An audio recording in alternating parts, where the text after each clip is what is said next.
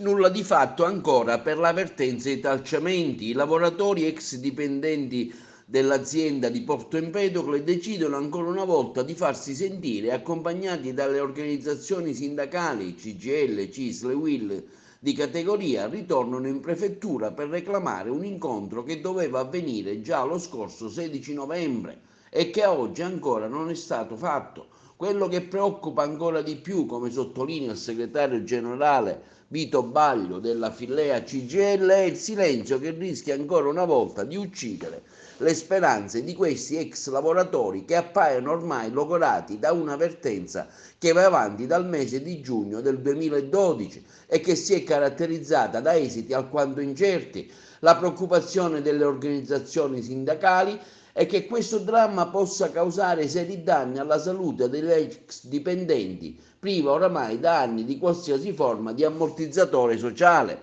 Gli ex lavoratori e le organizzazioni sindacali chiedono pertanto al prefetto un intervento al fine di sollecitare la Italcementi, il comune di Porto Empedocle, Sicindustria di Agrigento, firmatari già di un protocollo d'intesa stipulato presso la prefettura di Agrigento il 19 ottobre del 2017, ad adempiere agli impegni già assunti.